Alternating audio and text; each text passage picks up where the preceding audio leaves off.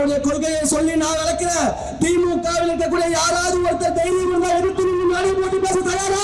கொள்கை ரீதியாக வாழாம தயாரா? ஒருத்தர் வர மாட்டேன். எல்லாம் கோபாலபுரத்துல போய் தூங்கிட்டு இருப்பாங்க. கோபாலபுரம் குடும்பத்திலேயே பிறந்தாலும் ஆண் மகனாக பிறந்தா மட்டும்தான் பதவிக்கு வர முடியும். அக்கா கனிமொழிக்கு முதலமைச்சர் கொடுக்கல. நான் இந்த மேடையில இருந்து காஞ்சிபுரத்துல இந்த மேடையில இருந்து சவால் விடுறேன். அண்ணன் உதயநிதி ஸ்டாலின் எங்களுக்கு எதிராக வந்து தந்தை பெரியாரை பத்தி 2 நிமிஷம் பேசிட்டாருன்னா நான் ஒத்துக்கிறேன்.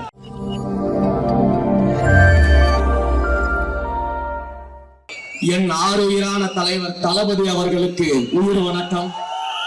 எங்களை எல்லாம் வழிநடத்திக் கொண்டிருக்கக்கூடிய எங்கள் அன்பிற்குரிய பொதுச் செயலாளர் அண்ணன் என் ஆனந்த் அவர்களுக்கு என் நன்றி கலந்த வணக்கத்தோடு இன்று இந்த மாபெரும் கொள்கை விளக்க பொதுக்கூட்டத்தை நடத்தி கொண்டிருக்கக்கூடிய 70 கிலோ தங்கம் எங்க அண்ணன் தென்னரசு அவர்களை அனைவரின் சார்பாக ஒரு முறை பாராட்டி, ரொம்ப தங்கமான மனுஷன் அண்ணன் தென்னரசு அண்ணன். எனக்கு கிட்டத்தட்ட ஒரு 15 ஆண்டுகளாக மக்கள் இயக்கமாக இருக்கிறது அண்ணன் கூட பழக்கம் இருக்கு. இதே காஞ்சிபுரம் மாவட்டத்துல எத்தனையோ இடங்கள்ல மக்கள் இயக்கத்தின் பெயர் பலைகளை ஒன்னா சேர்ந்து நடந்திருக்கும். மக்கள் இயக்கத்துடைய விழாக்கள்ல அண்ணன் கூட நான் பேசியிருக்கிறேன். எத்தனையோ நலத்திட்ட உதவிகள் விழாக்கள்ல அண்ணன் நடத்தியிருக்கிறாரு, நான் கலந்து கொண்டிருக்கிறேன். ஏறத்தாழ தளபதிக்காக தன்னுடைய வாழ்வையை அர்ப்பணித்த ஒரு மனிதராக அண்ணன் தென்னரசு அவர்கள் இருக்கிறார்.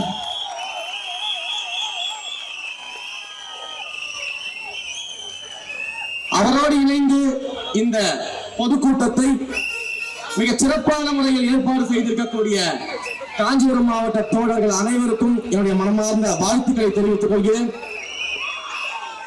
எனக்கு பின்னால் இந்த மேடையில் பேச இருக்கக்கூடிய தமிழக வெற்றி கழகத்தின் துணை பொதுச் செயலாளர் அன்புக்குரிய அண்ணன்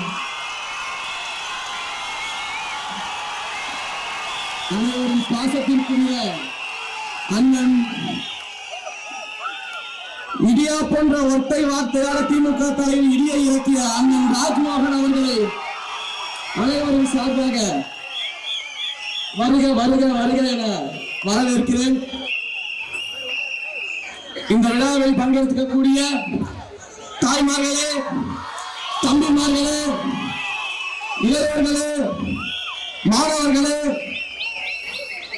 தளபதியின் நெஞ்சில் குடியிருக்கும் அன்பான தோழர்களே, அனைவருக்கும் வணக்கம். புரட்சி தலைவர் எம்ஜிஆர் அவர்களுடைய ஒரு பாடல் வரிய இந்த காஞ்சிபுரம் மாவட்டத்துல சொல்லி துவங்கணும் அப்படின்னு ஆசைப்படுறேன். நாட்டிற்காக உழைத்திடவே அண்ணா பிறந்தார், பொது நலத்தில் தானே நாள் முழுக்க கண்ணா இருந்தார், ஏற்றுக்கொண்ட பதவிக்கெல்லாம் பெருமையை தந்தார், தன் இனிய குடும்பம் ஒன்றுக்குத்தான் வறுமையை தந்தார் என்று போற்றி புகழப்படக்கூடிய பேரறிஞர் பெருந்தகை அண்ணா பிறந்த காஞ்சிபுரம் மாவட்டத்தில் இருந்து தமிழக வெற்றி கழகம் இந்த கொள்கை விளக்க கூட்டத்தை நடத்துவதிலும் நாங்கள் அதில் உரை நிகழ்த்துவதிலும் மிகுந்த பெருமை அடைகிறோம். இன்றைக்கு தேதியில தமிழ்நாட்டிலேயே கொள்கை பிடிப்புள்ள ஒரே கட்சி தமிழக வெற்றி கழகம் மட்டும்தான்.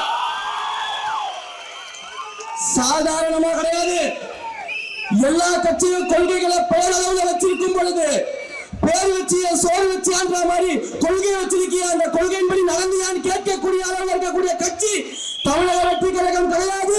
கொள்கையை தன்னுடைய உயிர் மூச்சாக கொண்டு செயல்படும் கட்சி தமிழக வெற்றி கழகம். 5 மாபெரும் கொள்கை தலைவர்கள் சாதாரணமாக கிடையாது. இந்த நாடெங்கும் சமநீதி, சம வாய்ப்பு, சம உரிமை கிடைக்க வேண்டும் என்று போராடிய அண்ணல் அம்பேத்கரை கொள்கை தலைவராக ஏற்ற கட்சி தமிழக வெற்றி கழகம். தன்னுடைய இறுதி காலம் வரை ஒவ்வொரு பெண்ணும் இந்த உலகத்தில் சாதித்து ஆண்களுக்கு நிகராக அல்ல, ஆண்களுக்கு மேலாக எழுந்து நிற்க வேண்டும் என்று போராடிய தந்தை பெரியாரை கொள்கை தலைவராக இருக்கக்கூடிய கட்சி தமிழக வெற்றி கழகம். ஒரே ஒரு குடும்பத்துக்காக சொத்து சேர்க்கக்கூடிய முதலமைச்சராக இல்லாம தமிழ்நாட்டிற்காக தன் குடும்பத்தையே மறந்து உழைத்த ஐயா காமராஜரை கொள்கை தலைவராக வைத்திருக்கக்கூடிய கட்சி தமிழக வெற்றி கழகம்.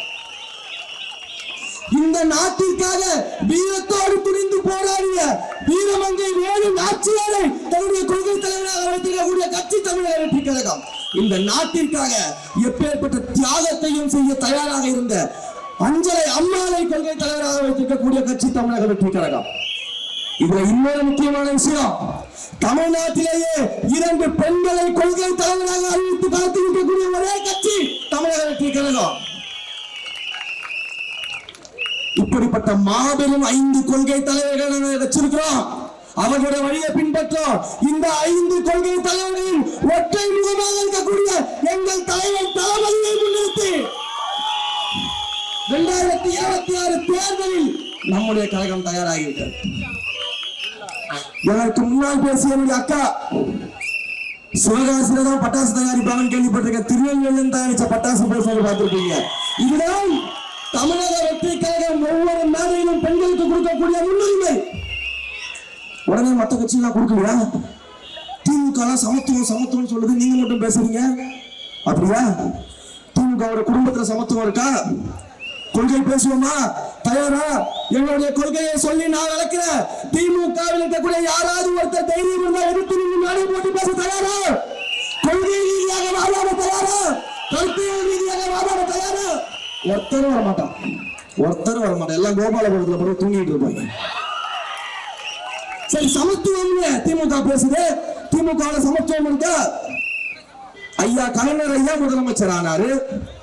அவருடைய வாரிசாக இருக்கக்கூடிய அப்பாவின் வழிவந்த திரு மு.க. ஸ்டாலின் அவர்கள் முதலமைச்சர் ஆனாரு. இன்றைக்கு மு.க. ஸ்டாலின் அவர்களை அப்பாவாக வைத்து திரு உதயநிதி ஸ்டாலின் அவர்கள் துணை முதலமைச்சர் ஆயிட்டாரு. அடுத்தது ஐயா இன்பநிதியும் கூட்டிட்டு வந்துட்டாங்க. முதல்ல தமிழ்நாட்டுல இல்ல இந்தியாவிலே எடுத்துக்கோங்கள, கோபாலபுரம் குடும்பத்தில் பிறந்தால் மட்டுமே ஆட்சி அதிகாரத்திற்கு வர முடியும் என்று இருக்கக்கூடிய நிலைமை நீங்க சமத்துவத்தை பத்தி பேசலாமா? இதுல கொடுமை என்னன்னா, கோபாலபுர குடும்பத்திலேயே பிறந்தாலும் ஆண் மகனாக பிறந்தா மட்டும்தான் பதவிக்கு வர முடியும். அக்கா கனிமொழிக்கு முதலமைச்சர் கொடுக்கல. அப்ப அங்கேயே பெண்களுக்கு சமத்துவம் இல்ல, சம உரிமை இல்ல. நீங்க சமத்துவத்தில் சம உரிமை பத்தி பேசலாமா? தந்தை பெரியார் வழி வந்தவர்கள் திமுக சொல்லி, தந்தை பெரியார் தான் எங்களுடைய வழிகாட்டி, தந்தை பெரியார் தான் எங்கள் உயிர் மூச்சு, தந்தை பெரியார் தான் எங்கள் நாடி நரம்பு ரத்தம் எல்லாமே அப்படின்னு திமுக எல்லாம் பேசிட்டு தெரிவாங்க. ஐயா முதலமைச்சர் மு.க. ஸ்டாலின் சொல்லுவாரு, அமைச்சர்கள் பேசுவாங்க.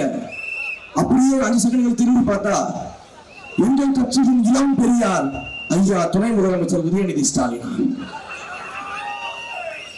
இளம் பெரியார். பெரியாருக்கு ஸ்பெல்லிங் தெரியுமா முதல்ல உங்களுக்கு? பெரியாரோட போட்டோ நீங்க முழுசா பார்த்திருக்கிறீங்களா? நான் இந்த மேடையில இருந்து காஞ்சிபுரத்துல இந்த மேடையில இருந்து சவால் விடுறேன். அண்ணன் உதயநிதி ஸ்டாலின் எங்களுக்கு எதிராக வந்து தந்தை பெரியாரை பத்தி 2 நிமிஷம் பேசிட்டாருன்னா நான் ஒத்துக்கிறேன். எப்படி பேசுவாரு? ஈரோட்டுல தந்தை பெரியார் பிறந்த மண்ணுல தந்தை பெரியாரை பற்றி நம்ம எல்லாருக்குமே தெரியும். இந்த சாதியை ஏற்றத்தாழ்வுகளை நீக்குவதற்காக தன்னோட பெயருக்கு பின்னால் இருக்க சாதி பெயரை தூக்கி எறிந்தவர் தந்தை பெரியார். அவர் பிறந்த ஈரோட்டு மண்ணுல இந்த வாரிசு அரசியல்ல வந்த துணை முதலமைச்சர் உதயநிதி ஸ்டாலின் ஒரு விழாவில் பேசுறாரு.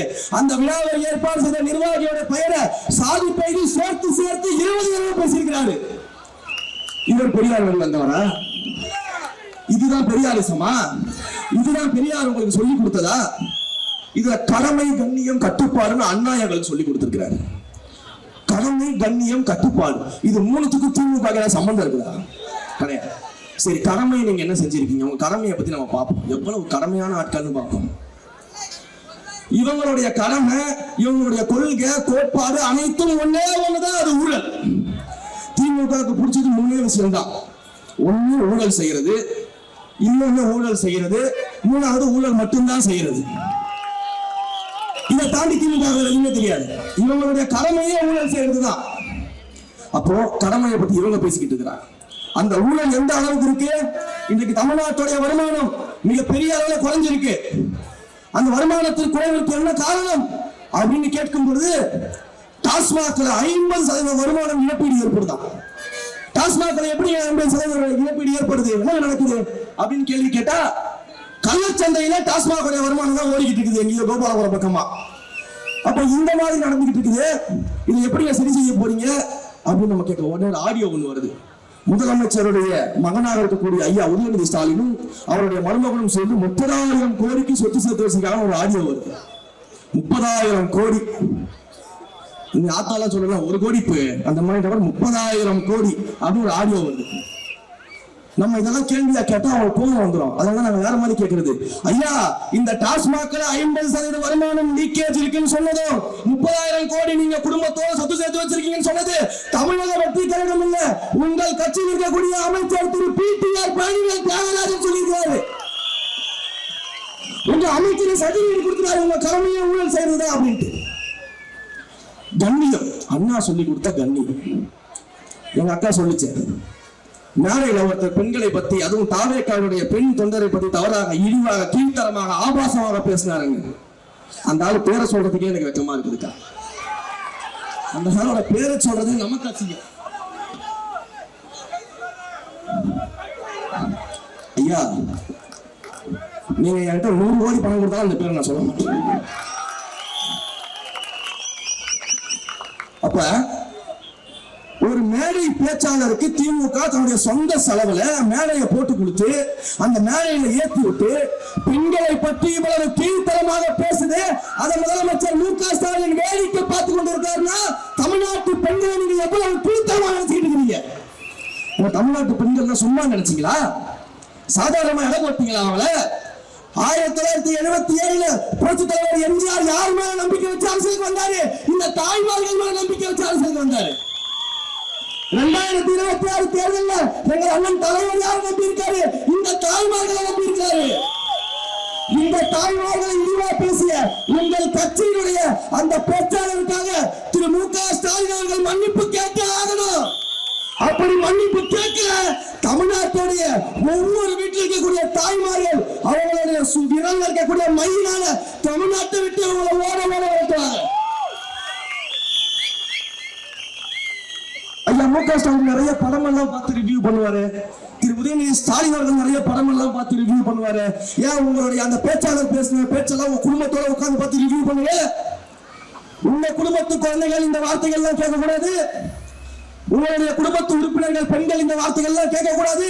ஆனா தமிழ்நாட்டு பெண்கள் மட்டும் இது போன்ற ஆபாச வார்த்தைகளை, அதுவும் திமுக மேடையில உங்களுடைய திமுக நிர்வாகி பேசும்போது கேள்வி இருக்கணுமா? இனிமே ஓட்டு கேட்டு வரும் பொழுது அவன் அந்த திமுக பேச்சாளர் என்ன பேசினாரோ அந்த வீடியோவை போட்டு காட்டி இப்படி ஆபாசமா பேசுறதுக்கு ஓட்டு தருவாங்க நடத்தாதீங்க. இது அண்ணா சொல்லி கொடுத்த கண்ணியமா? கட்டுப்பாடான கூட்டம். அடுத்தது கடமை, கண்ணியம், கட்டுப்பாடு. என்ன கட்டுப்பாடு உங்களுக்கு இருக்கு? இன்றைக்கு அவருடைய தென்னரசங்க இவ்வளவு பெரிய கூட்டத்தை கூட்டி நிக்க வச்சிருக்கிறாரு. ₹1 செலவு பண்ணல, சாப்பாடு கொடுக்கல, சாராய பாட்டில் கொடுக்கல. இவ்வளவு பெரிய கூட்டத்தை இங்க கூட்டி நிக்க வச்சிருக்காரு. அதுக்கு என்ன காரணம்? இத்தனை பேர் இங்க வந்து நிக்கிறதுக்கு என்ன காரணம்? ஒரே ஒரு மனிதர், தலைவர், அவருடைய முகம், அவர் மேல வச்சிருக்க பாசம், எங்க அண்ணன், என் தம்பி, என் மகன் அப்படின்னு சொல்லி வந்து நின்றுக்கிறது இந்த கூட்டம். ஆனா உங்களுடைய கூட்டம் திமுக இளைஞரணி ஒரு கூட்டம் நடக்குது. அந்த இளைஞரணி கூட்டத்துக்கு இளைஞர்கள் எல்லாம் கூட்டிட்டு வந்து குப்பை வண்டியில் அள்ளி போடுற மாதிரி அள்ளி போட்டு கூட்டு வந்து மீட்டிங் முடிச்ச உடனே 200 ரூபாய் கொடுத்து சாப்பாடு கொடுத்து, புதுசா சாப்பாடு பக்கத்துல பியர் பாட்டில் வச்சிருக்காங்க. சாப்பாட்டுக்கு பக்கத்துல பியர் பாட்டில். நீங்க வந்து கட்டுப்பாடான கூட்டமா? என்ன கேட்கிற, கட்டுப்பாடான கூட்டமான்னு கேட்கிறேன். உடனே வருவாங்க, நீங்க மரத்து மேல ஏறீங்க, தாவறீங்க, அங்க உங்க தலைவர் பேசிக்கிட்டே இருக்கும்போது வாழைத்தவரை எடுத்துட்டு ஓடிக்கிட்டு இருக்கிறான் திமுக காரன். வாழைத்தவரை எடுத்து ஓடிக்கிட்டு இருக்கிறான். பிரியாணி கடையில ஓசில பிரியாணி அண்டாவை ஓடிக்கிட்டு இருக்கிறாங்க திமுக காரன்.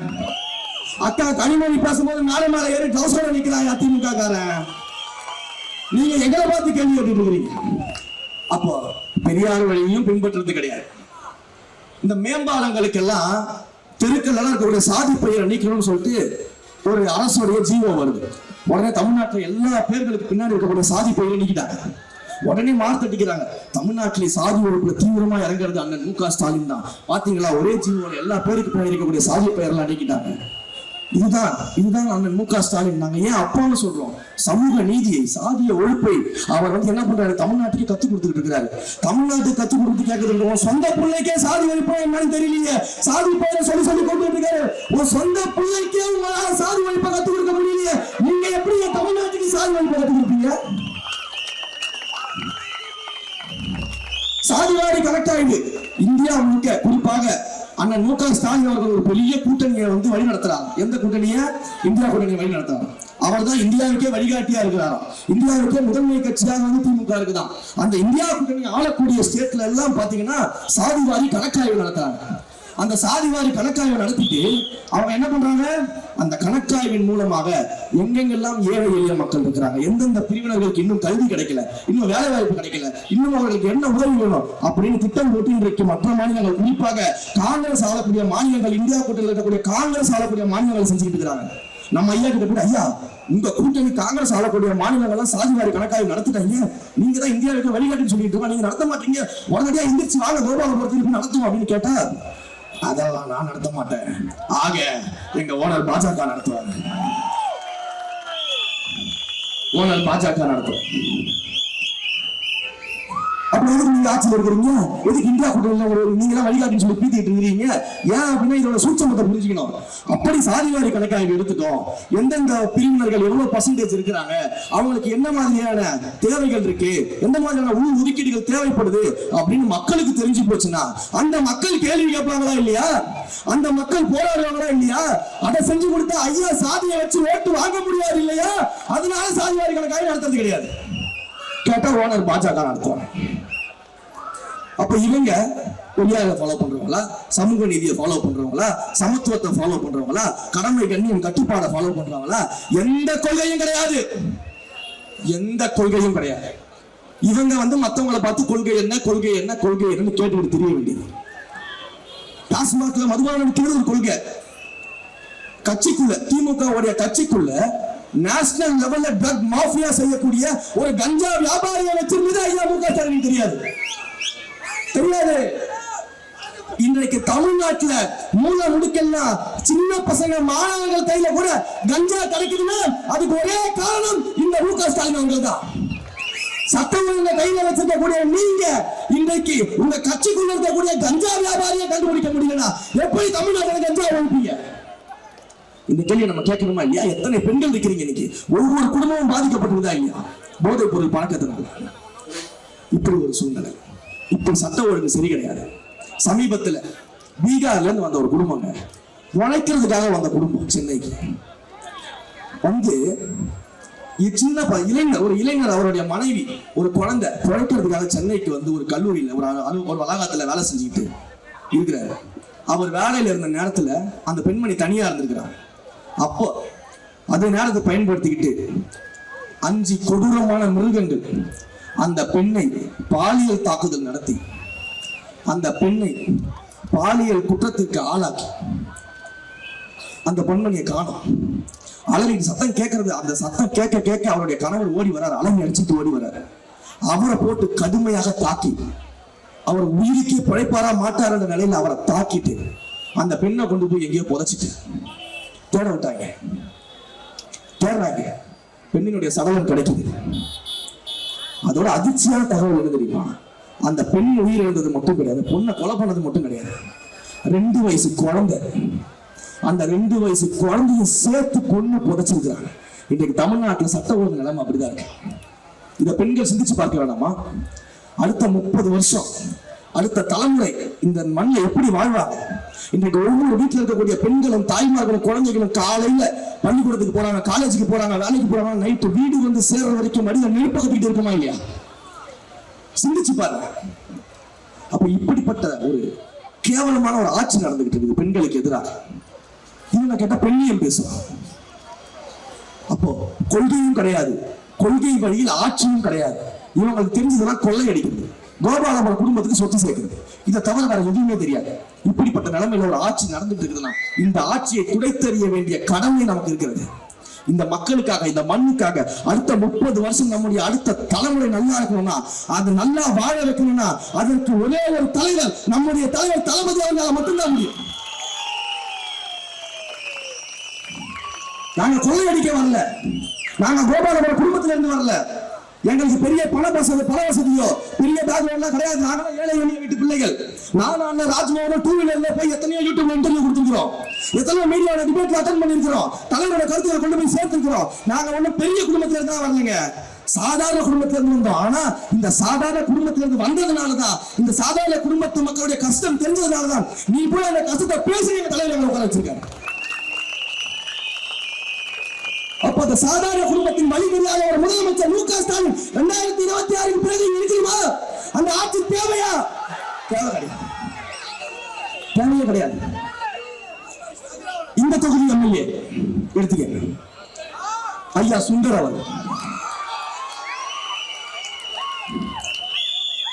இந்த வடிவேல காமெடி ஒண்ணு வரும், ஆலமரத்துக்கு அடியில படுத்துக்கிட்டு இருப்பாரு. அவட்ட ஒரு நாள் மட்டும் நீங்க சும்மா இருக்கணும் அப்படின்னு வாங்க. அவரு இப்படி போவாரு அப்படி போவாரு, கூட இருக்கவர் ஒண்ணும் பண்ண முடியாது. ஐயோ என்னால முடியாதுப்பா ஓடிடுவாப்புல. அப்ப வடிவேல கேட்பாரு, சும்மா இருக்கிறது எவ்வளவு கஷ்டம் தெரியுதா அப்படின்னு கேட்பாப்புல. அண்ணனாவது ஒரு நாள் பந்தயம் வச்சாப்புல. 4.5 வருஷமாவே சும்மா இருக்கக்கூடிய ஒரு எம்எல்ஏ இந்த தொகுதி தான் பாக்குறேன். 4.5 வருஷங்க சும்மா இருக்கு. அண்ணன் ராஜ்மோகன் அண்ணன் இப்பதான் வந்திருக்காரு, அவரும் கவனிச்சிருப்பாரு. அண்ணா இங்க வந்து ஒரு 1.5 மணி நேரம் உட்கார்ந்து இருக்கேன். ஒரு 10 அரசு பேருந்து மக்களை கூட்டிட்டு போதுங்க, ஒரு 100 லாரி கல்குவாரி மண்பாலையும் மண்ணை தூக்கிட்டு போதுங்க. மக்களை வாழ வைக்கக்கூடிய, மக்கள் பயன்படுத்தக்கூடிய பேருந்து பசுதான் போது இந்த இயற்கை வளத்தை அழிச்சு கல்வ வள கொள்ளையை நடத்தி அதிகாரத்தை பயன்படுத்தி இந்த இயற்கையெல்லாம் வாரி சொல்லிட்டு போற லாரி 100 போய்கிட்டு இருக்கு. அண்ணன் எம்எல்ஏ எங்க இருக்காரு? தூங்கிட்டு சும்மாவே இருப்பார். 4 வருஷம் சும்மா இருந்தாருல, சும்மாவே இருப்பார். அதான் அந்த சாலவாக்கம் தம்பி சொன்னாரு பாருங்க, அவர் இங்கதான் அப்படியே இங்க இந்த சாலவாக்கம் அப்படியே சுத்தி வருவா போல. அவர் போற ரோடு எங்க அண்ணன் ராஜ்மோகன் சொல்ல மாட்டா, செவ்வாய் கிரக சாலைகள் மாதிரிதான் இருக்கும். பிரெக்னன்சியான லேடிகளும் கூட குழந்தை பிறந்துடும் ஆட்டோலயே. அந்த மாதிரியான ரோடு தான், தினமும் அதே ரோட்ல தான் போயிட்டு வந்துட்டு இருக்கிறாரு. ஆனா அந்த ரோட சரி செஞ்ச பாடு காணும். என்னென்ன பண்ணிட்டு இருக்கீங்க? சும்மாவே இருக்கேன் தம்பி, 4.5 வருஷமா சும்மா இருக்கேன் தம்பி. இளைஞர்கள்லாம் வேலை வாய்ப்பு இல்லாம இருக்கிறாங்களே, இவ்வளவு இளைஞர்கள் இங்க கூடி நிக்கிறாங்களே, எத்தனை பேருக்கு நிரந்தர வேலை இருக்கு, எத்தனை பேருக்கு நிரந்தர வருமானம் இருக்கு, எத்தனை பேருக்கு அரசு வேலை இருக்கு, இதெல்லாம் ஏற்படுத்தான ஒரு எம்எல்ஏ வேலை. அதெல்லாம் பார்க்காம என்னங்க பண்ணிட்டு இருக்கீங்க அப்படின்னு கேட்டா சும்மாவே இருக்கு தம்பி. 4.5 வருஷமா சும்மா இருக்கு தம்பி. உங்களால முடியுமா தம்பி 4 வருஷம் சும்மா இருக்க? நான் இருக்கேன் தம்பி அப்படிங்கிறேன். பேட்ச் ஒர்க் வேற பண்ற பாரு, பேட்ச் ஒர்க் பண்றாரா? உத்தரமேரூர் மாவட்டம் பூராவே பேட்ச் ஒர்க் தான் போல. இதெல்லாம் போய் நீங்க கேள்வியா கேளுங்கள, நம்ம என்ன நீங்க போய் கேளுங்க. நாளைக்கு மனுவை கொண்டு போய் அவர்கிட்ட கொடுங்க. அண்ணா இதெல்லாம் இருக்கு, என்னென்ன பண்றீங்க? சும்மா இருக்கேன் தம்பி அப்படின்னு. சும்மாவே இருக்கிறதுக்கு 2026 நீங்க எப்படி திரும்ப எம்எல்ஏ ஆவீங்க? இத்தனை ஆண்டு காலம் வேற வழி இல்லாம மக்கள் ஓட்டு போட்டு தேர்ந்தெடுக்கிறாங்க. சும்மா தான் தேர்ந்தெடுக்கல, வெறும் 1600 ஓட்டுல தாங்க ஜெயிச்சிருக்கிறாரு. ஒன்னும் அப்படியே பிரம்மாண்டமா ஓட்டு வாங்கி மக்களுடைய பேராதரவு நீங்க ஆட்சிக்கு வரல, வேற வழி இல்லாம ஓட்டு போட்டு வச்சிருக்கிறாங்க. இன்றைக்கு அதற்கான வழி பிறந்து விட்டது, விடியல் பிறந்து விட்டது. தமிழக வெற்றிக்காக தலைவர் வந்து விட்டார். 4.5 வருஷம் இல்லையா, இனி நீங்க உங்களுடைய கடைசி காலம் வரைக்கும் சும்மாவே இருக்கலாம் ஐயா. உங்களை யாரும் நாங்க கேள்வி கேட்க மாட்டோம். ஏன்னா அடுத்த எலெக்ஷன் 2026 எங்க தலைவர் இங்க யார வேட்பாளராக நிக்கிறாரோ அவங்க எம்எல்ஏ ஆயிடுவாங்க ஐயா. நீங்க சும்மாவே தான் ஐயா இருக்கணும். இந்த வேலை வாய்ப்புன்னு ஒரு விஷயம் ஞாபகம் வந்துச்சு. முதலமைச்சர் மு க ஸ்டாலின் நீங்க நிறைய நியூஸ் எல்லாம் பார்த்திருப்பீங்க. கோட் சூட் எல்லாம் பாட்டிக்கிட்டு, ஷூ எல்லாம் பாட்டிக்கிட்டு, நல்லா ஷூ எல்லாம் போட்டுட்டு அப்படியே பேக்ரவுண்ட்ல பிஜிஎம் எல்லாம் போட்டு வெளிநாட்டுக்கு நடந்து போயிடுவாப்புல. அண்ணா எங்கெல்லாம் போற வெளிநாட்டுக்கு அப்படின்னா, நான் வெளிநாட்டுக்கு போயிட்டு பல்வேறு துறைகள்ல இருந்து கம்பெனிகளை முதலீடுகள் எல்லாம் கொண்டு வந்து அதையெல்லாம் தமிழ்நாட்டுக்கு வர வச்சு இங்க இருக்கக்கூடிய இளைஞர்களுக்கு எல்லாம் வேலை வாய்ப்பு கொடுக்க போறேன். 50 லட்சம் வேலை வாய்ப்பு, 5 லட்சம் அரசு வேலை வாய்ப்பு அப்படின்னு வாங்க. ஆனா அப்படியான்னு சொல்லிட்டு எல்லாம் ஆச்சரியமா பார்த்துருக்கோம். திரும்பி வந்து 4 வருஷம் ஆச்சு. வருஷம் வருஷம் போறாரு, வருஷம் வருஷம் வராரு. ஏதோ திருப்பதி கோயிலுக்கு போயிட்டு சாமி கும்பிட்டு வர மாதிரி போயிட்டு வராப்புல. இந்த வடிவேல காமெடி வரும்ல, நீ என்னப்பா சொன்னீங்க துபாய்க்கு போற, திரும்ப வந்துடுற, அப்படியே ஜில்லு சுத்திலப்பா அப்படின்ற மாதிரி அண்ணன் வந்து அரசு பணத்துல அப்படியே ஜில்லு சுவாலிலாம் சுத்திட்டு வர்றாரு. முதலீடு எங்கன்னு அப்படின்னு தொழில்துறை அமைச்சர் இருக்காருல்ல திரு TRB, அவர்கிட்ட கேட்டோம். ராஜா அவன்கிட்ட கேட்டோம். பிரஸ் பீப்புள்ஸ் கேக்குறாங்க, ஐயா இவ்வளவு முதலீடு, முதலமைச்சர் கோட் சூட்லாம் மாட்டிட்டு அழகா போயிட்டு கிட்டு வராரு, போட்டோ எல்லாம் போட்டீங்களே, எந்த முதலீடு, எங்க இளைஞர்களுக்கு வேலை வாய்ப்பு எங்க சொல்லுங்கய்யா, வெள்ளை அறிக்கையை வெளியிடுங்கய்யா அப்படின்னாரு. அவங்க கொடுக்கல. அண்ணன் சொன்ன மாதிரி ஐடியா பண்ணா வர உடனே வெள்ளை அறிக்கை கேட்கறாங்க. பிரஸ்ல கொடுக்கல. அங்க உங்களுக்கு காமிச்சாரு, அதே ஆதாரத்தை நான் வாங்கிட்டு வந்திருக்கேன் உங்களுக்காக. அண்ணே வெள்ளை அறிக்கையை வாங்கிட்டு வந்திருக்கேனா? அண்ணன் டிஆர்பி ராஜா எனக்காக கொடுத்த வெள்ளை அறிக்கை. அவர் எவ்வளவு முதலீடுகளை கொண்டு வந்திருக்கிறார், எவ்வளவு வேலை வாய்ப்புகளை கொண்டு வந்திருக்கிறார் அப்படின்னு அவர் கொடுத்த வெள்ளை அறிக்கை உங்களுக்காக எக்ஸ்க்ளூசிவாக நான் வெளியிட போறேன். எல்லாரும் பார்த்து தெரிஞ்சுக்கங்க. போனா வராது, பொழுது போனா கிடைக்காது, பார்த்து தெரிஞ்சுக்கங்க. ஐயா இதாங்க அந்த வெள்ளை அறிக்கை. டிஆர்பி ராஜா அவர்கள் கொடுத்த ஆச்சரியமான, அபூர்வமான, தமிழக மக்களை வாழ வைக்கக்கூடிய வெள்ளை அறிக்கை.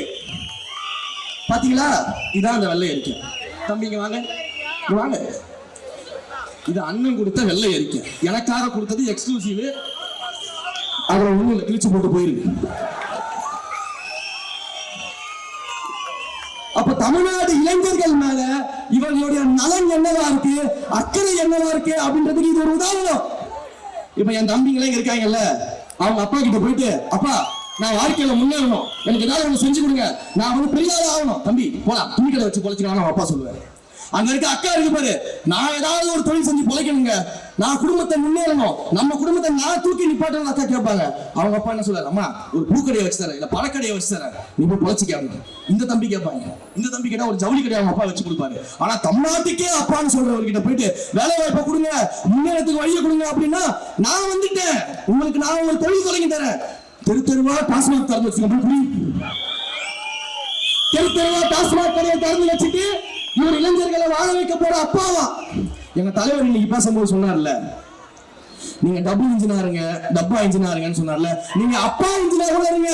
தமிழ்நாட்டுடைய டாப் இன்ஜின் தமிழக வெற்றி கழகம் மட்டும்தான்.